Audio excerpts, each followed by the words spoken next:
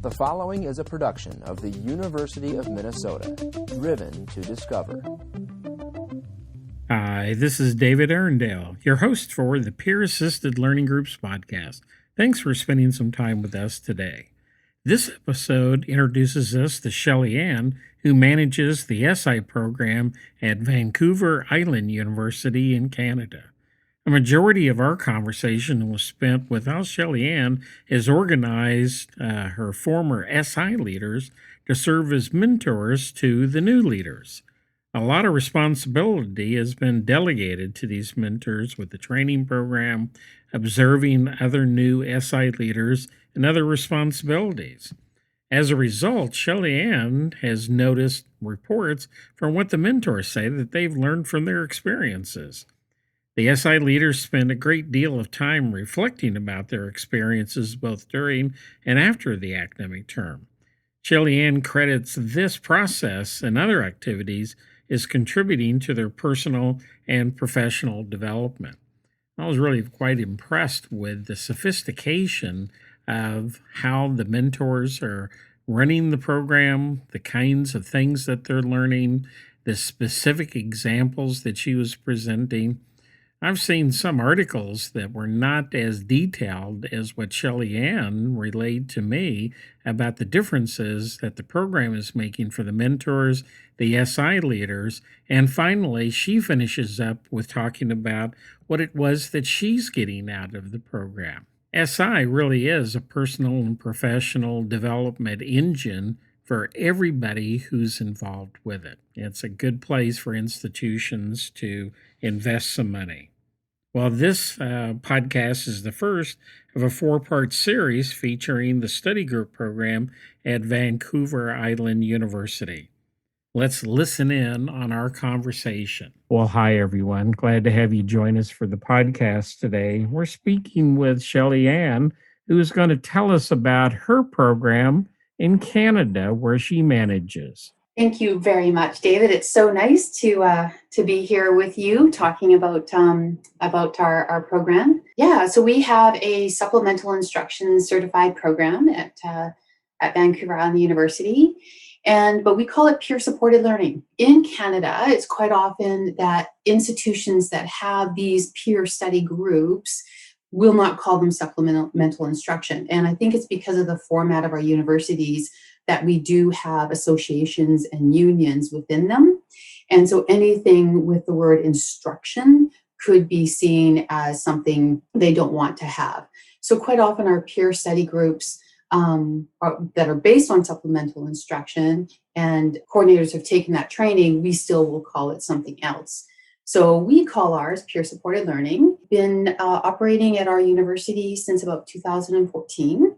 We started as a small pilot project, supporting a few sections of Counting 100. Now, as of 2019, I'm not going to use 2020 because that was a really interesting year, but as of 2019, we usually supported about 63 sections of courses in the fall and just over 40 in the spring. We find the most of our courses that we support are in chemistry, biology, a lot of your STEM courses, and along with accounting, first and second year accounting courses. And then we have quite a large group from our psychology faculty. They're strong proponents of the program. They, I think, see the value, especially because it is based on those educational psychologies. So they're really, really strong proponents of it. We average at about anywhere from 24 to 27 leaders who facilitate our sessions. And then we also have a mentor program as part of it.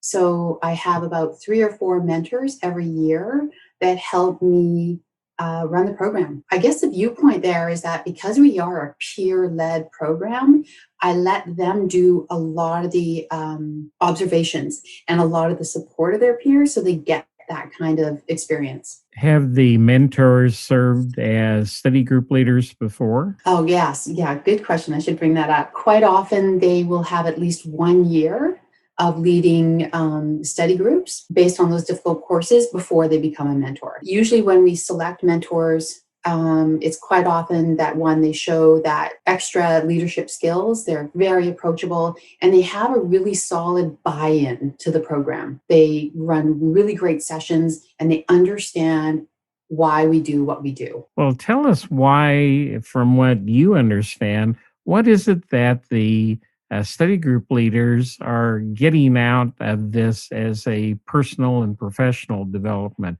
Do they ever talk about that with you? Yeah, it's really quite interesting because quite often when leaders apply for the program to be a PSL leader, apply for different reasons.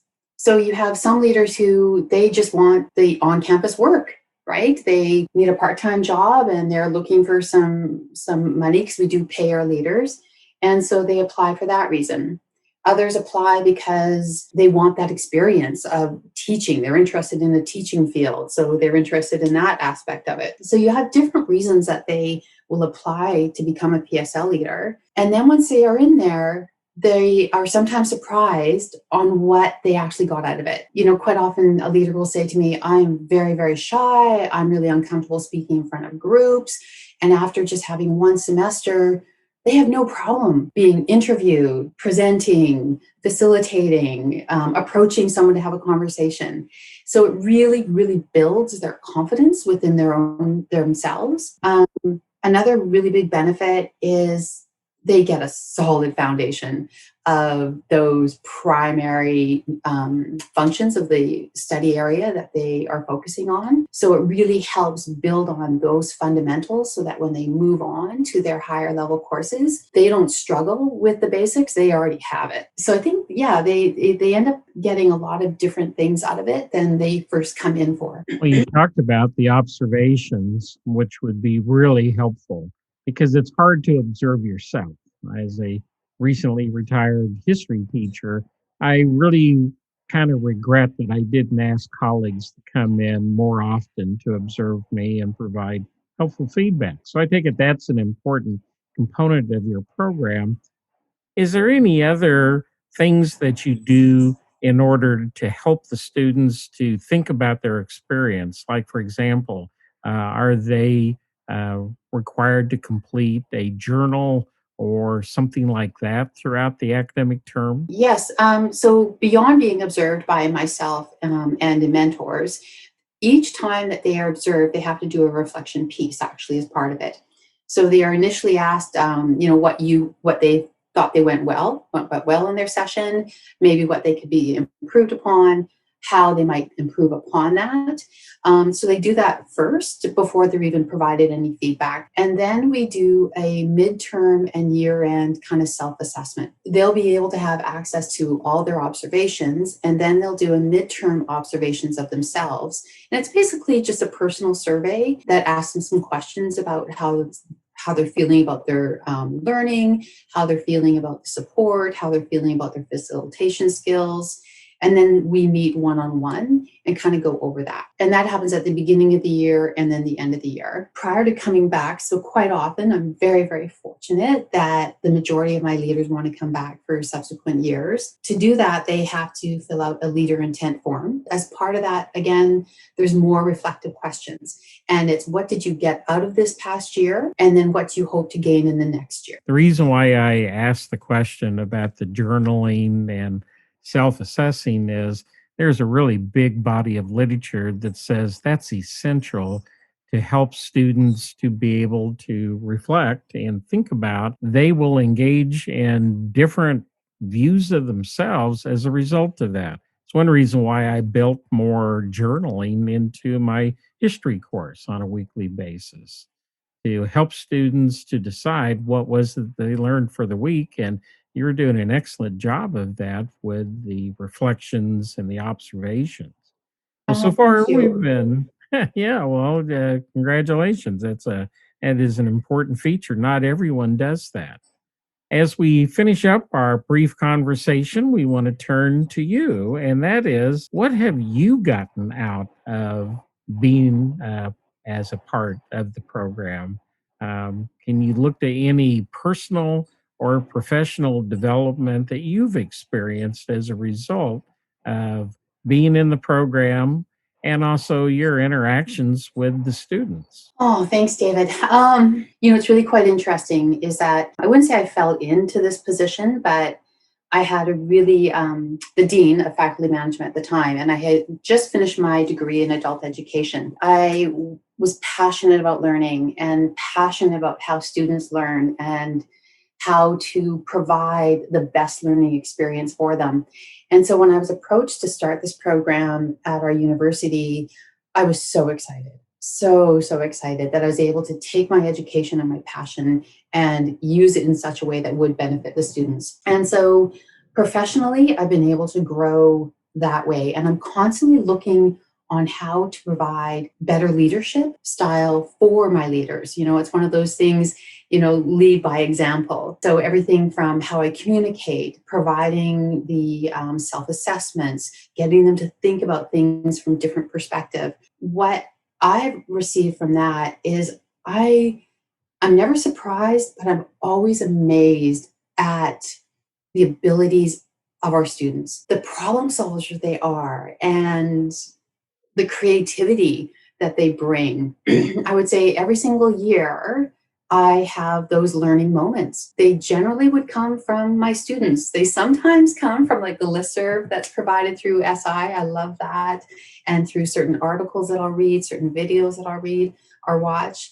But quite often, my learning comes from the students. As we finish up, I'd like for you to have the final word, and that is, what would you like to share or say with your fellow program managers who are listening to the podcast? I think it would be is that the majority of leaders who apply for these type of programs, they have abilities that I don't think that they're even aware of. And it's being able to put them in those situations that help them develop the skills that they already have. They just don't recognize yet. By providing those opportunities, I think is really, really important. Kind of that bottom-up approach, get them to build it and just guide them along the way, because the experience that they will get from that is amazing. What you end up learning yourself from watching them develop that and move forward with some of the opportunities, it gives you those aha moments.